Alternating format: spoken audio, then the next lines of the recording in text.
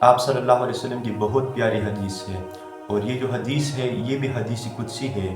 کہ اللہ تعالیٰ فرماتے ہیں کہ اے ابن آدم، ایک تیری چاہت ہے اور ایک میری چاہت ہے،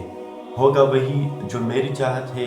بس اگر تو نے سپرد کر دیا اس کو جو میری چاہت ہے تو میں تجھے عطا کروں گا وہ جو کچھ جو تیری چاہت ہے،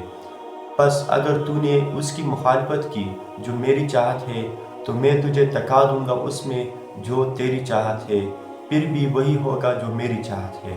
یعنی اس حدیث پر اگر ہم تھوڑا سوچیں تو اللہ تعالیٰ اس حدیث میں کیا فرماتے ہیں؟ اللہ تعالیٰ فرماتے ہیں کہ اے ابن آدم، اگر تو اس راستے کو اپنائے جو میں نے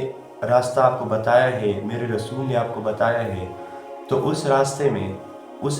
اللہ تعالیٰ آپ کو ساری کی ساری نعمتیں بھی بخشے گا،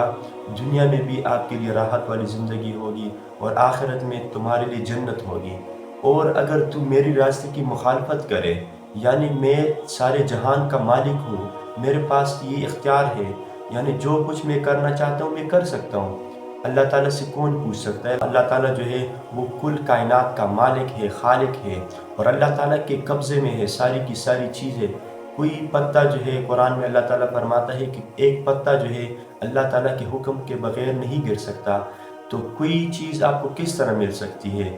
یعنی اگر ہم اللہ تعالیٰ کے لائے ہوئے دین پر، آپ صلی اللہ علیہ وسلم کے راستے پر عمل کریں تو اللہ تعالیٰ ہمیں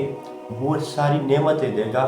جو نعمتیں ہم چاہتے ہیں کہ ہمیں دنیا میں ملے، اور سب سے بیسٹ چیز ہے وہ سکون ہے کہ اللہ تعالیٰ آپ کو سکون دے گا، اللہ تعالیٰ آپ کو راحت دے گا۔ یعنی آپ جو ہے مینٹلی طور پر، آپ جو ہے نا اسپریچولی طور پر کیا ہوں گے؟ آپ کا جو سول ہوگا وہ سیٹسفائی ہوگا، وہ مطمئن ہوگا۔ اور اگر انسان اللہ تعالیٰ کی راستے کی مخالفت کرے تو پھر اللہ تعالیٰ کیا کرتا ہے؟ اللہ تعالیٰ اس انسان کو دنیا کے پیچھے ایسے لگا لیتا ہے کہ اس انسان کے پاس سب کچھ ہونے کے باوجود بھی اس کے پاس کچھ بھی نہیں ہوتا، اس کے پاس نہ سکون ہوتے ہیں، اس کے پاس نہ سکون ہوتا ہے اور نہ اس کے پاس ٹائم ہوتا ہے۔ ٹائم کا جو برکت ہوتا ہے اللہ تعالیٰ اس سے وہ چھین لیتا ہے، اور اس کو جو ہے ساری دنیا میں جو ہے ذلیل و رسوا کر دیتا ہے، اور دنیا میں بھی اس کے لیے رسوائی ہے اور آخرت میں بھی اس کے لیے رسوائی ہے۔ تو اللہ تعالیٰ ہمیں اپنے دین پر عمل کرنے کی توفیق عطا فرمائے۔ جزاک اللہ خیر۔